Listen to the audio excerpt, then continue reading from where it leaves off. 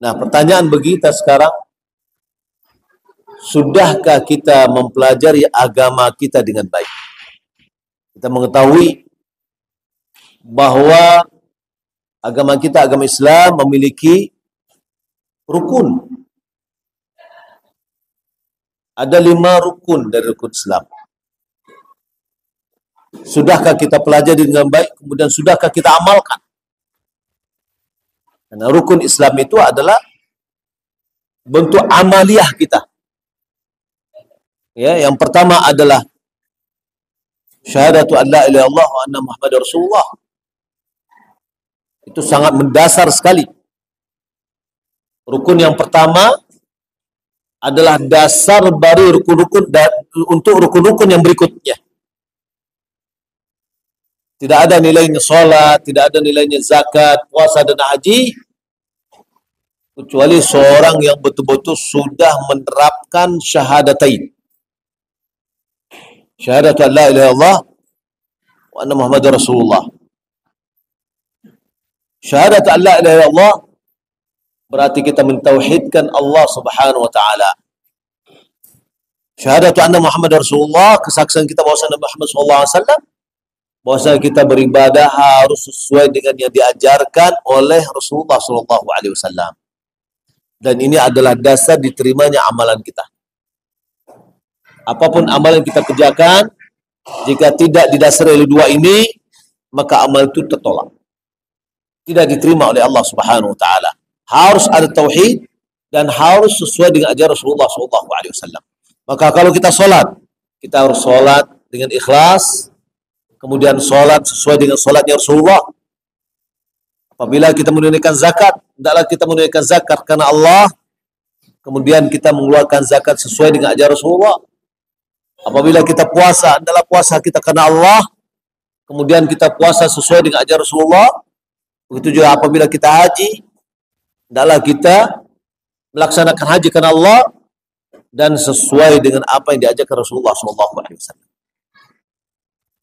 Kemudian Islam juga memiliki rukun iman, adalah merupakan keyakinan kita.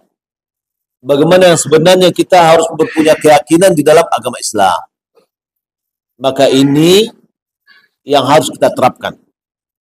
Kita jalankan perintah Allah Subhanahu wa taala, syariat ini dengan baik.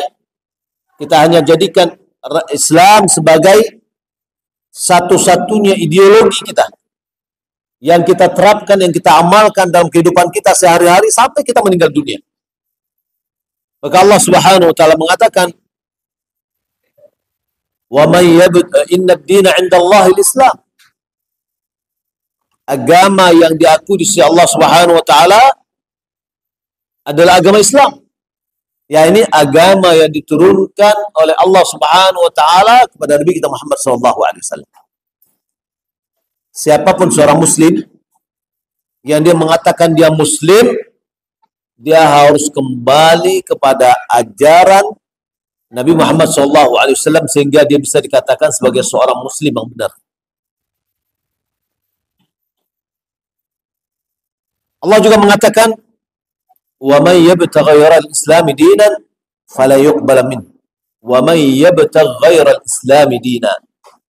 Siapa yang mencari selain dari agama Islam, selain dari Islam sebagai agama, fala yuqbal min, tidak akan diterima darinya. Wa huwa fil akhirati minal khasirin, dia di akhirat nanti termasuk orang-orang yang merugi.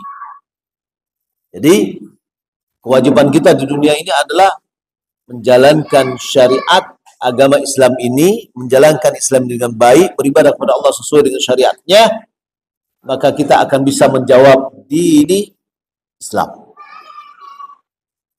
Lalu pertanyaannya, bagaimana dengan orang yang KTP-nya adalah Islam, tapi dia tidak menerapkan agama Islam? Terkadang dia memusuhi Islam, atau mencari ideologi yang lain selain dari agama Islam. Kira-kira apa jawabannya? Ya, boleh jadi masuk dalam jawabannya, la adri, aku tak tahu. Ya, karena akan menjawab itu adalah amalannya sendiri. Kemudian yang ketiga pertanyaannya adalah man nabiyyuk, siapa agama nabi? Yang akan bisa menjawab itu adalah orang yang mengetahui nabinya siapa, kemudian dia pelajari apa, dan dia amalkan apa. Dia pelajari tentang Nabi kita Muhammad SAW. Dia cintai, dia ikuti sunnah-sunnahnya.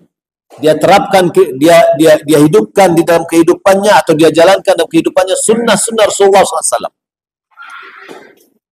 Karena dia mencintai Rasulullah, lalu dia mengikuti ajaran Rasulullah dengan baik.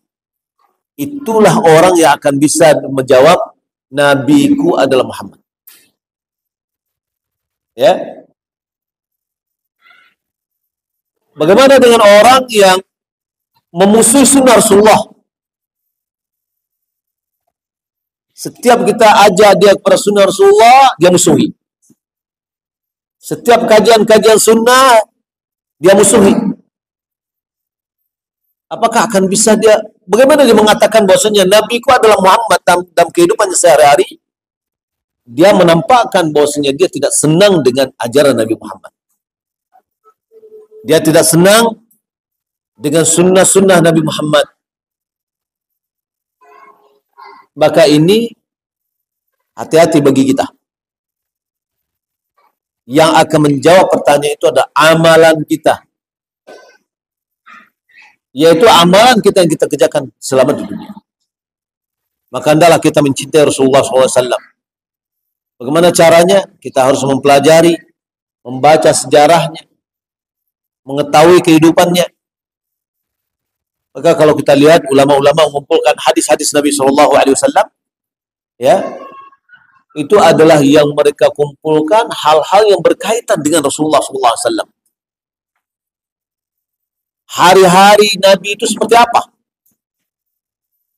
Sunnah-sunnah Nabi itu yang mana? Apa yang dikerjakan oleh Nabi SAW setiap kesehariannya? Diketahui oleh para ulama hadis, ulama sunnah, agar kita bisa menerapkannya, mencontohnya. Karena mencontoh Rasulullah perintah dari Allah. Laqad kana lakum fi Rasulillahi uswatun hasanah. Sungguh telah ada bagimu pada diri Rasulullah SAW suri teladan yang baik. Ya, jadi kalau kita kembalikan bahwa masing-masing kita dipastikan akan ditanya dengan 3 pertanyaan tadi. Yang akan menjawabnya adalah amalan kita, yaitu amalan yang kita kerjakan di dunia. Maka oleh karena itu, supaya kita bisa menjawabnya, berupayalah kita untuk tetap mengamalkan 3 dari kandungan pertanyaan tadi. Yaitu mengenal Rabb kita, mengenal Allah. Kita hendaklah mentauhidkan Allah Subhanahu wa taala. Kita hanya mengibadati Allah saja dalam ibadah kita. Kemudian yang kita amalkan di dunia ini adalah amalan, ya, agama Islam. Kita jadikan agama Islam adalah satu-satunya agama yang kita pegang teguh. Kita tidak mencari yang lain lagi sebagai ideologi kita. Kemudian kita mencintai Rasulullah, kita mengamalkannya atau mengamalkan sunnah-sunnahnya, kita mengikutinya, sehingga kita hidup dan mati di atas sunnah Rasulullah SAW, sehingga kita bisa menjawabnya. Insya Allah itu akan bisa kita menjawabnya.